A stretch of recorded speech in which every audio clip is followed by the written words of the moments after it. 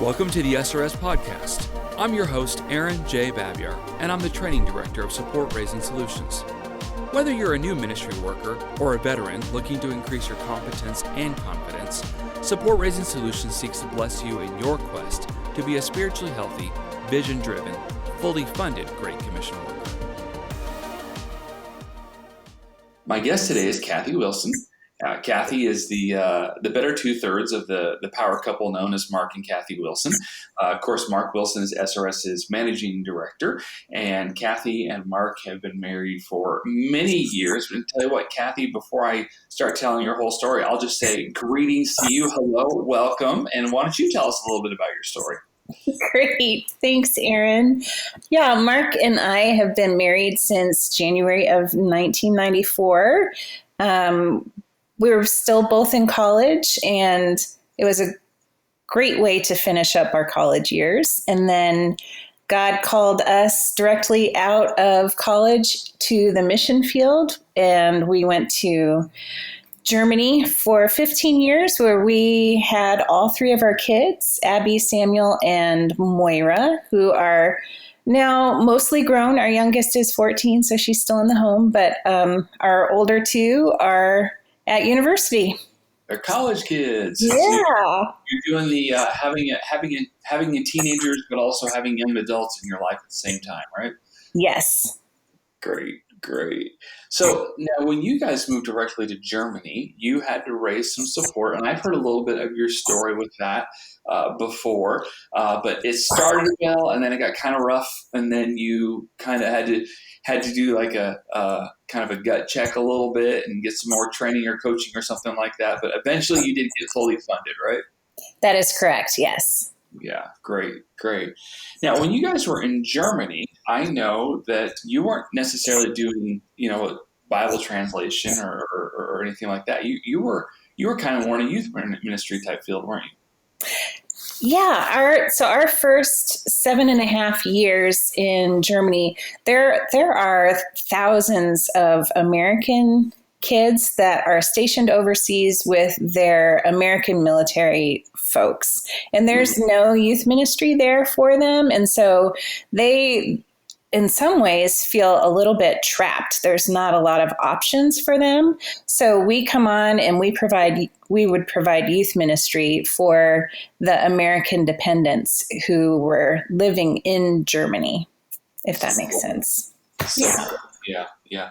Well, I know that the Wilson story and the Babiar story had some similarities in that we were definitely youth ministry people for a long time, both of us. But even though our stories varied a little bit, at one point we both ended up hanging out around some SRS a little bit. So catch us up a little bit. So what a little bit of your process? I know you guys lived in Germany for a long time, and then you were back in Colorado. But it's just been the last couple of years, less than 2 years, that you guys transitioned on to full-time staff with Support Raising Solutions underneath the Center for Mission Mobilization.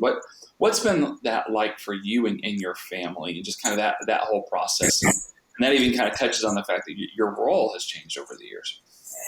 Role has changed significantly over the years. When Mark and I started out, we were both full-time. And so I was working full-time in youth ministry right along with Mark up until the point where we started having babies, and then trying to figure out, okay, we've added one baby, so now what does ministry look like for me? And just when I figured that out, along came baby number 2. And so, now what does ministry look like for me? And when we figured that out, then we're invited into a leadership role. And so we left kind of the role of being one-on-one and doing youth ministry with students to leading the team of folks who were providing the youth ministry. And so then that was another shift and another change.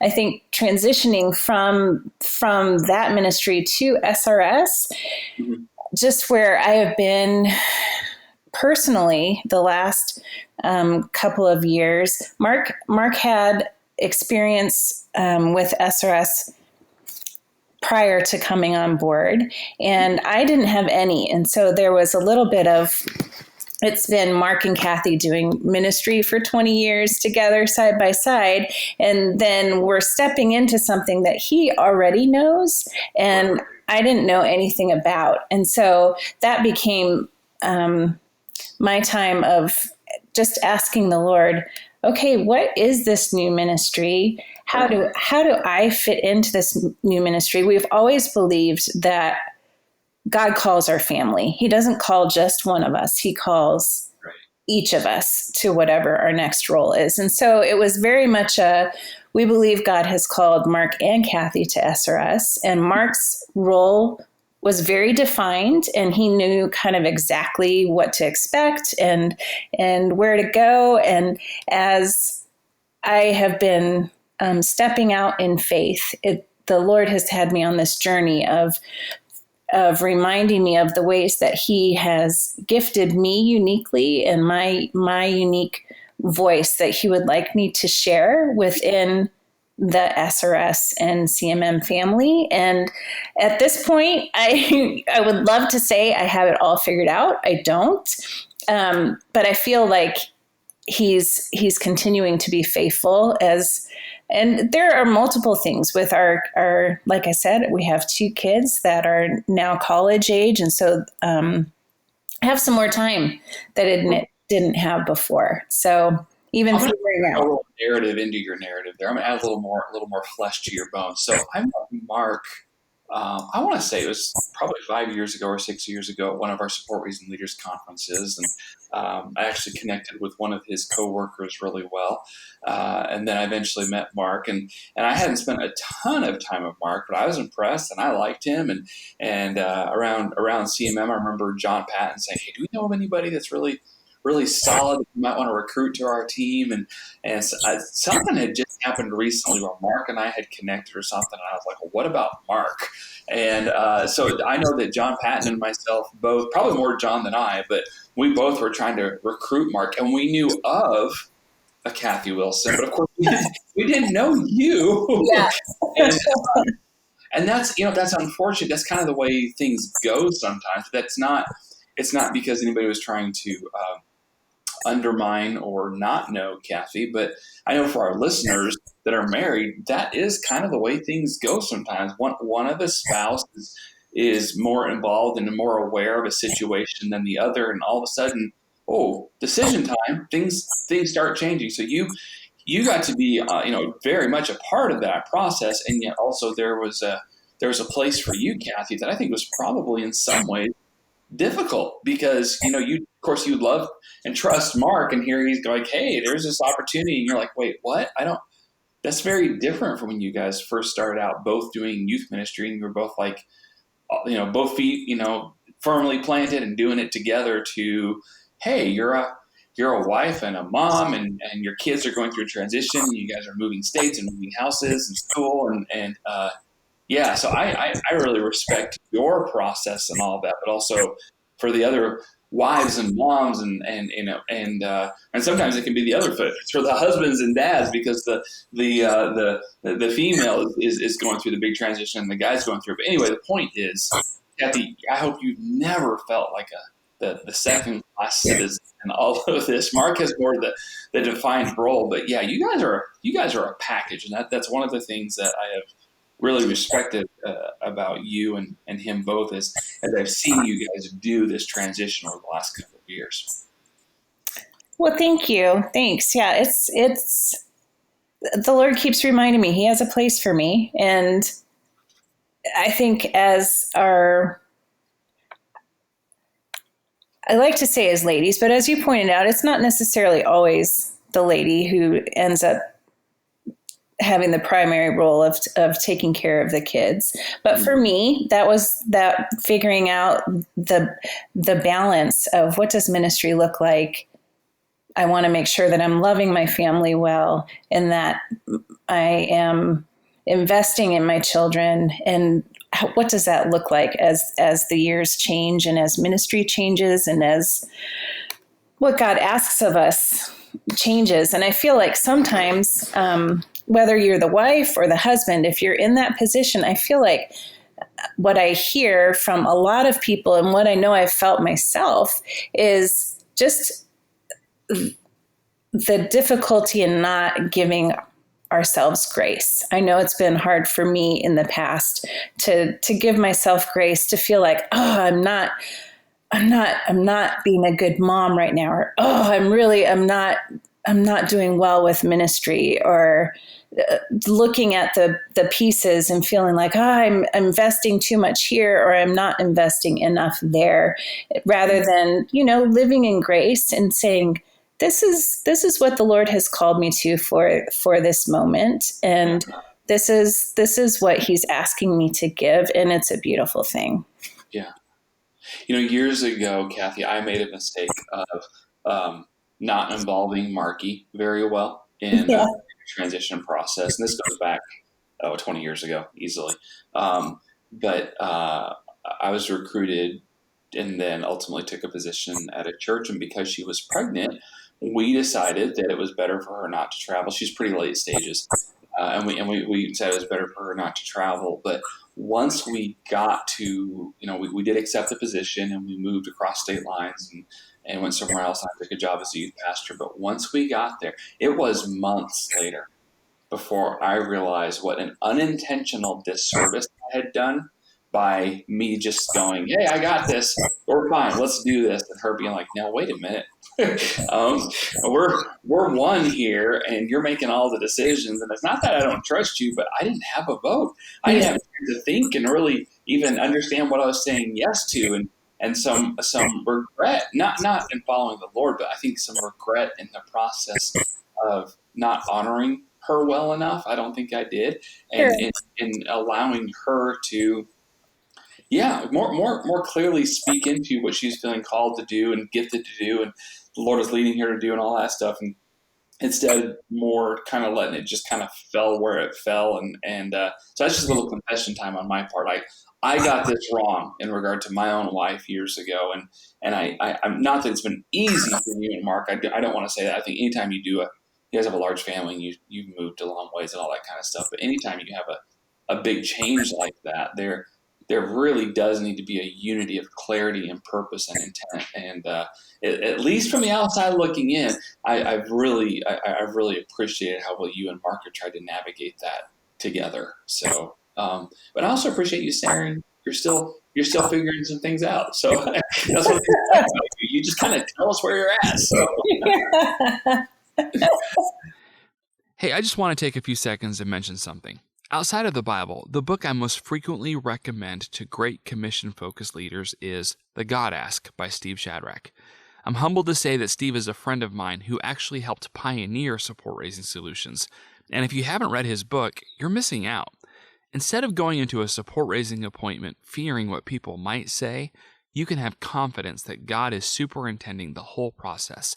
This book will help you embrace the fact that biblical support raising is not a man ask. No, it's actually a God ask. And it's available at cmmpress.org, where you can receive a 10% discount if you use the code SRS Podcast. Along those lines, I know that we've been blessed to have you come in and do some short Bible studies on some of the boot camps that we've had to do virtually in the time of the pandemic. What are some other things that you have enjoyed doing in addition to really, being a wife and being a mom? Because that's ministry in and of itself. It truly is. Absolutely. Ministry.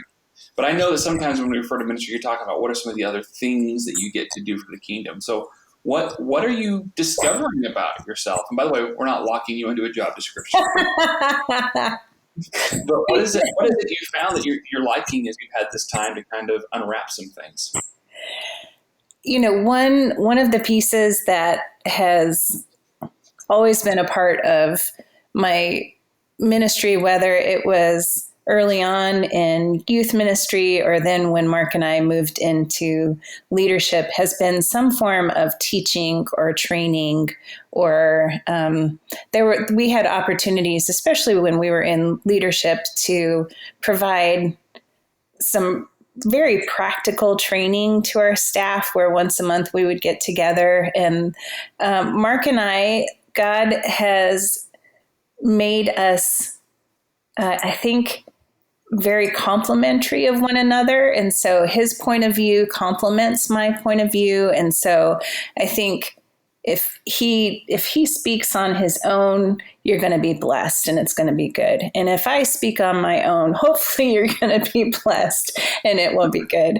But when you have the two of us together, I feel like it's the Lord really blesses it, that there are pieces that would be missing if it was just the one of us. So I feel like some of the opportunities we've had to do some training and some speaking together has really been great. So as we're kind of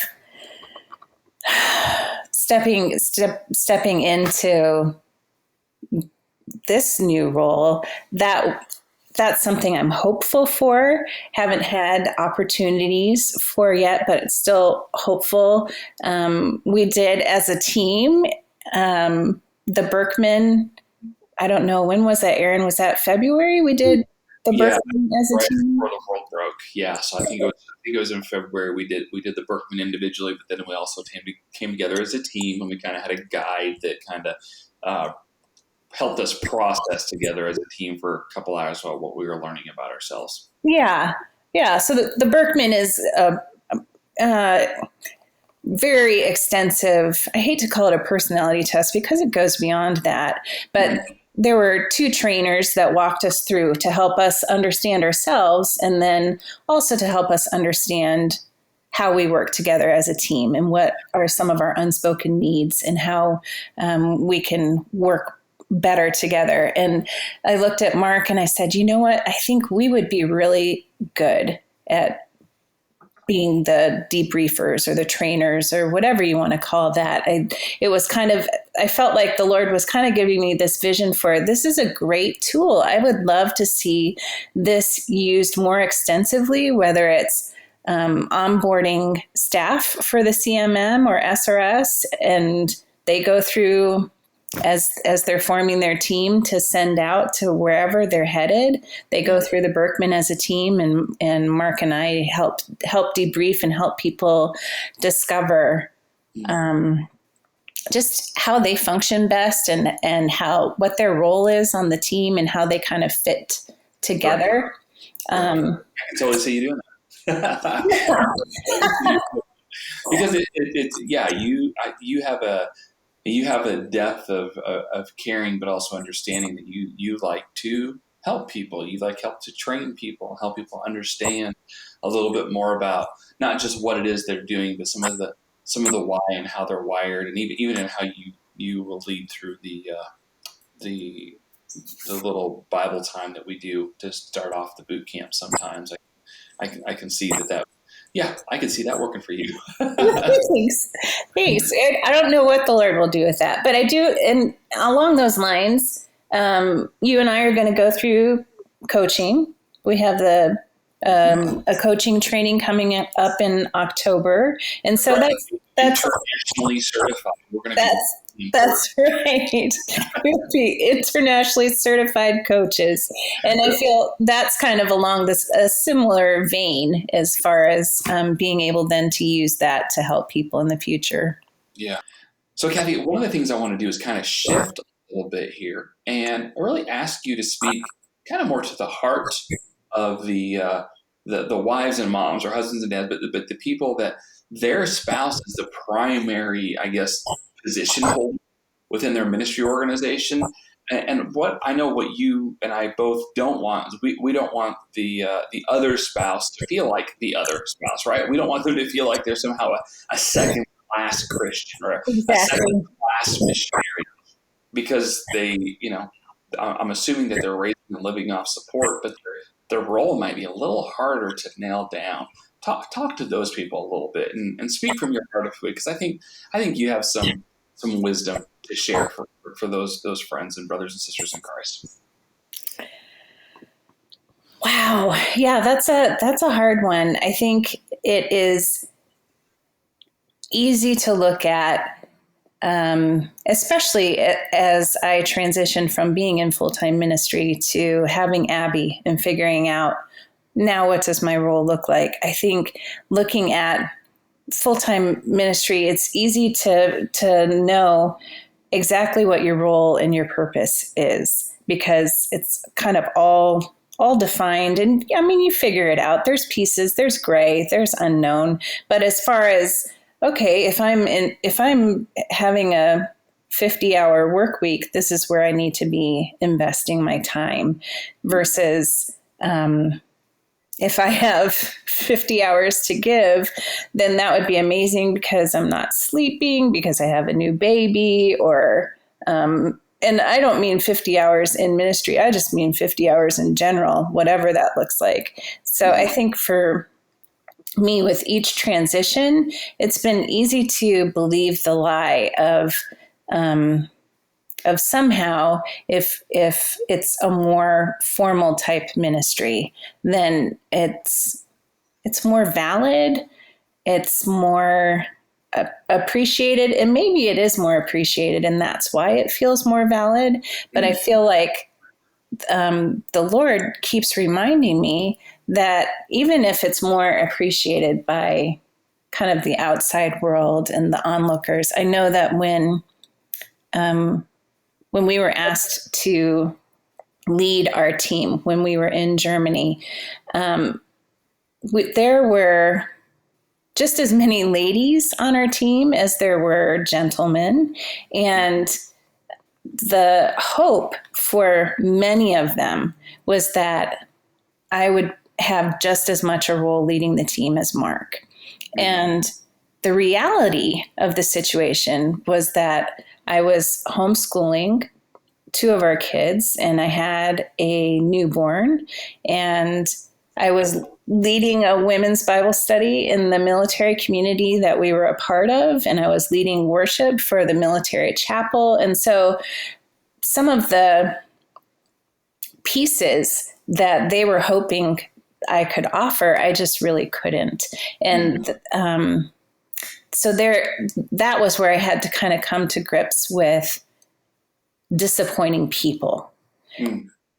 I think that's the hard piece of feeling I see the need. I see what they're wanting, and being okay with the disappointment and being okay with what I have to offer.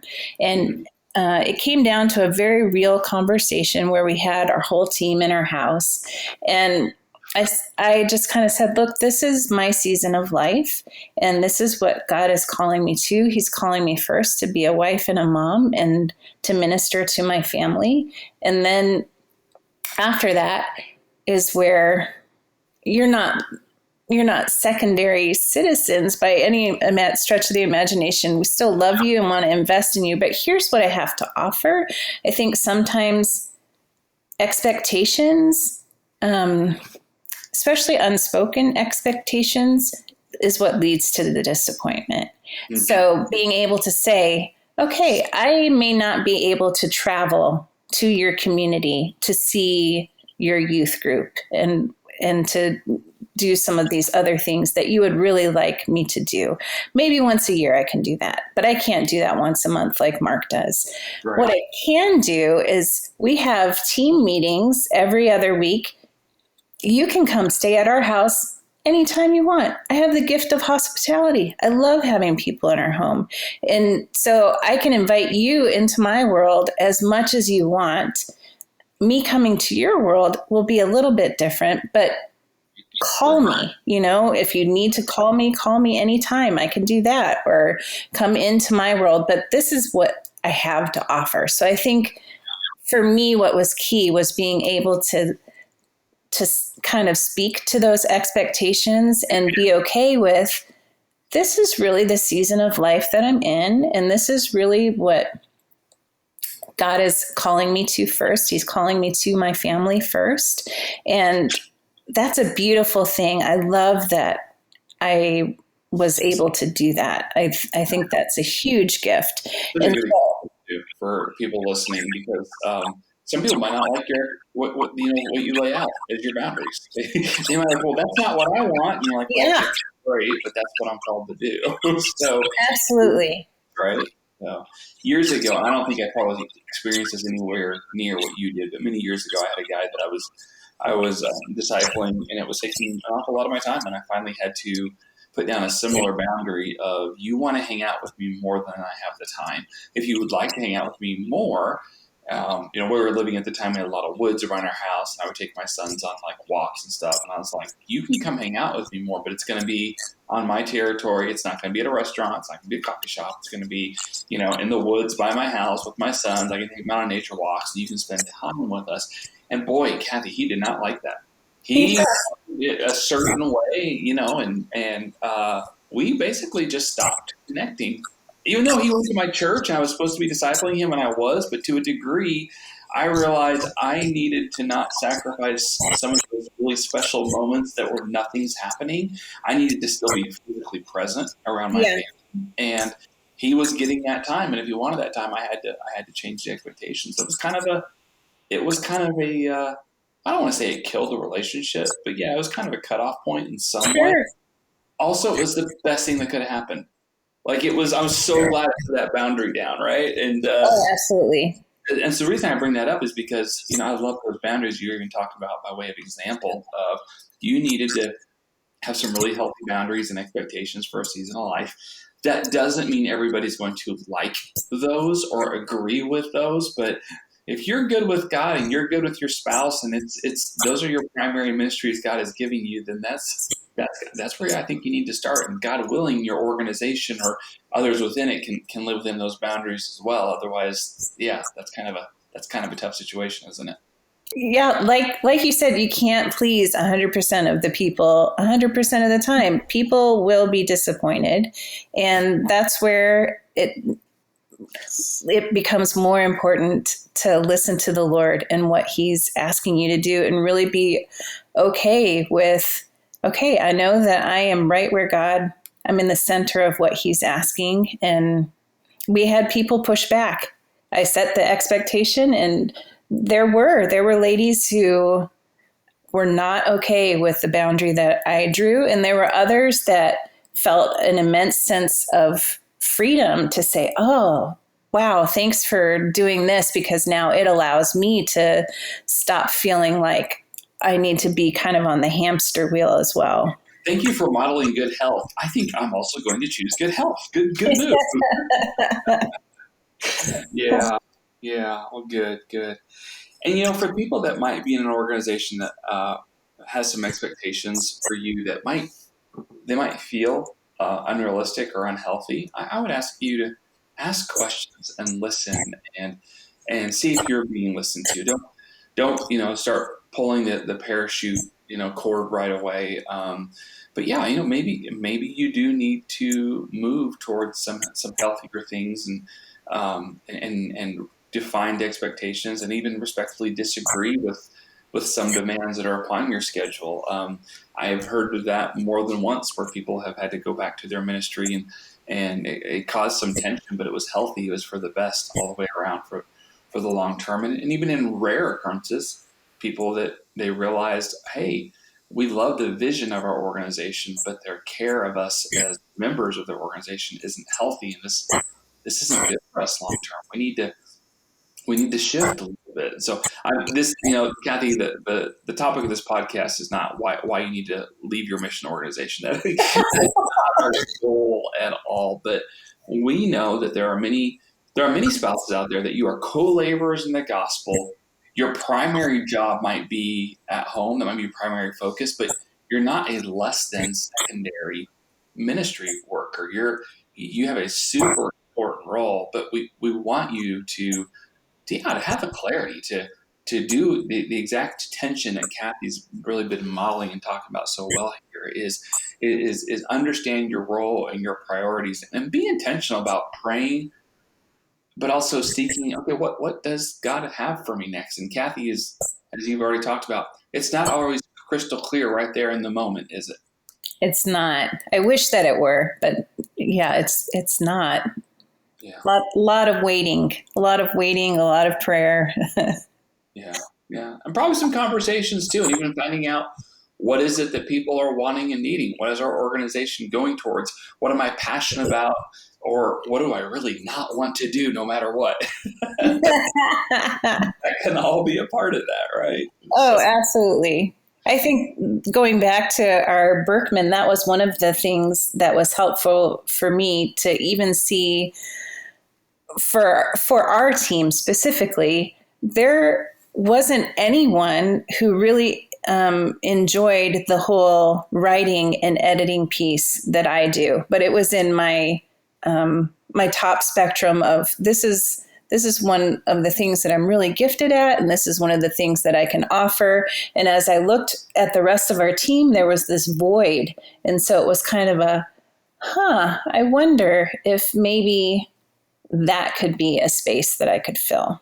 yeah, yeah. Well, to be continued on that one. But, well, Kathy, it's time to wrap up this particular episode. And as is my habit, I really like to invite the guest to kind of have the final words of wisdom, so to speak, as far as just any sort of loving exhortation to the audience that's out there. And so I'm going to defer to you before we close up today. But thank you, first of all, for being a guest on the podcast. I'd love to have you back in the future. And with that, you get the final word, my friend. Wow.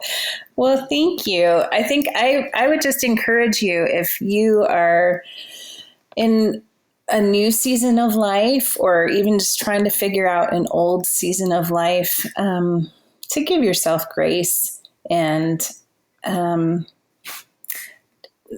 free yourself from expectations of other people, and to just allow yourself to live in the freedom of whatever the Lord is calling you to. And I know that can be tricky trying to figure that out at times, but like we have said, prayer and trusted advisors, people who know you well and see your gifting and can speak into, oh, this is what you have to offer, and kind of taking inventory of even time, how much time you have to give and how much energy you have, and some of those other pieces. But like Aaron said, don't feel like a second-class citizen. Don't downplay what the Lord is asking you to do, because He has something really great for you, and He values everything that you're giving, whether you're giving to your family, whether you're giving to your ministry, whether it's a tricky balance, trying to figure out both.